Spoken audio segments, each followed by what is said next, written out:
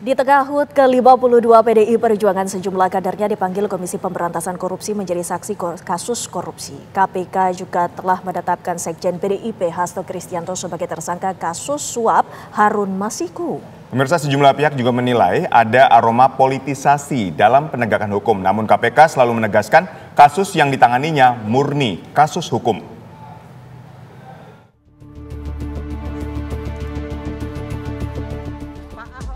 Komisi Pemberantasan Korupsi kembali memeriksa kader PDI Perjuangan dalam kasus korupsi. Basuki Cahayapurnama alias Ahok mendatangi Gedung Merah Putih KPK untuk diperiksa sebagai saksi dalam kasus dugaan korupsi pengadaan gas alam cair atau liquefied natural gas LNG PT Pertamina tahun 2011-2021.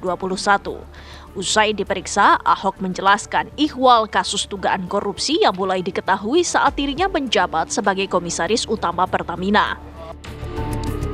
Sebelumnya, KPK juga telah menetapkan Sekjen PDI Perjuangan Hasto Kristianto sebagai tersangka dalam dugaan kasus suap Harun Masiku. KPK telah menggeledah rumah Hasto dan memanggil ulang Hasto untuk diperiksa sebagai tersangka karena sebelumnya berhalangan hadir. Hasto pun berjanji akan memenuhi panggilan KPK pada tanggal 13 Januari esok.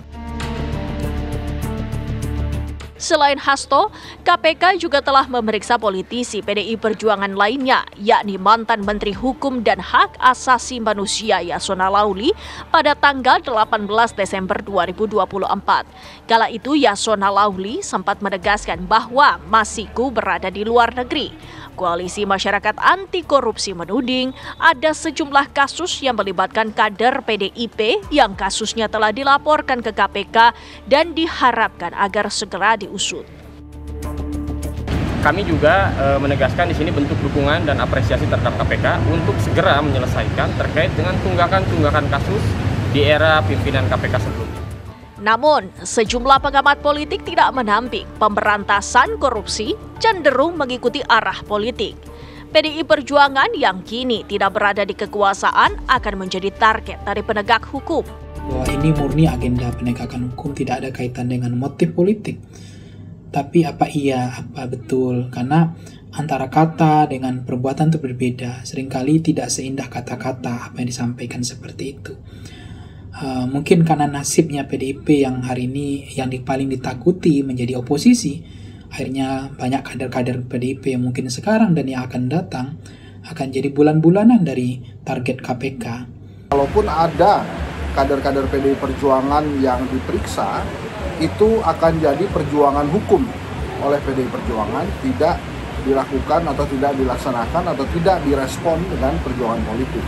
Maka ada baiknya atau sangat baik bila aparat hukum juga melaksanakan hal-hal terkait itu dimasukkan dalam sebuah tindakan hukum, bukan tindakan politik.